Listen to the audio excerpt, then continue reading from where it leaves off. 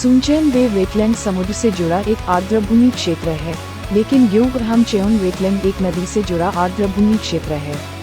इसलिए जानवरों और पौधों दो आर्द्रभूमियों में रहना कुछ अलग है। सुनचेन बे वेटलैंड में समुद्री जीवों को पहचानना आसान है, समुद्र की मिट्टी के फ्लैटों में रहना। विशेष रूप से इस क्षेत्र में वहाँ बहुत सारे समुद्री जीव हैं और कई प्रवासी पक्षी हर साल यहाँ आया है। ग्योंगरहामचेन वेटलैंड क्षेत्र नदी से जुड़ा है कोरिया के महानगरीय क्षेत्र में, इसलिए ये शुद्ध करने में भूमिका निभाता है पर्यावरण प्रदूषण और कोरिया में महानगरीय क्षेत्र।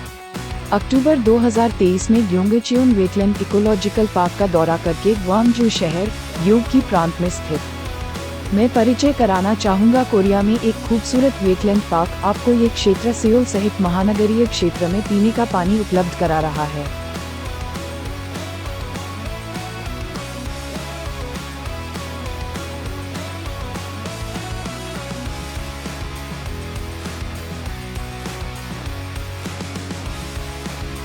नदियों और भूमि के बीच का बफर क्षेत्र जल तटीय क्षेत्र तटवर्ती क्षेत्र नदी और भूमि के बीच का क्षेत्र है, और यह 15 स्थलीय बायोम में से एक के लिए एक पारिस्थितिक शब्द भी है।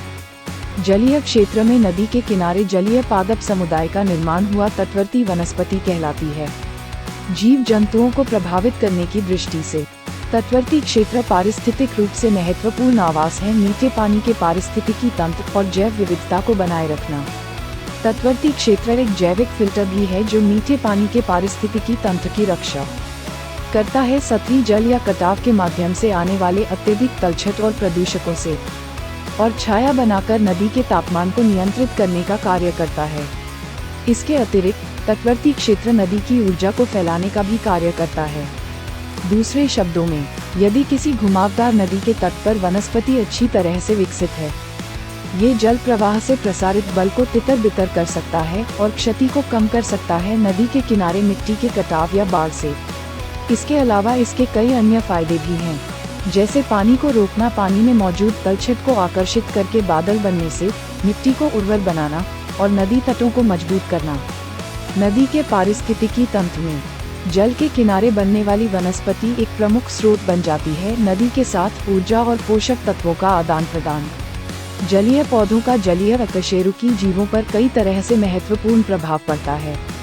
पानी में गिरने वाली पत्तियां उनके लिए उत्कृष्ट भोजन प्रदान करती हैं, और पानी के किनारे से फैली हुई जड़ें भी आवास के रूप में काम करती हैं छोटे अकशेरुकी जीवों के लिए।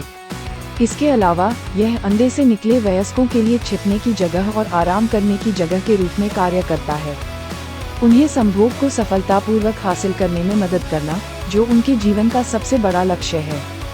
जलीय पादप समुदाय पानी के प्रवाह को धीमा कर देते हैं, जिससे महीन रेत के कण निकल जाते हैं। संचय करना, जो बाढ़ के मैदानों में आर्द्रभूमि के निर्माण में भी योगदान देता है। बाढ़ के मैदानी आर्द्रभूमियों में नई प्रजातियां जैसे कि बीटल या ड्रैगन फ्लाई लावा, जो नापसंद है तेजी से बहता पानी नीचे बैठ सकता है।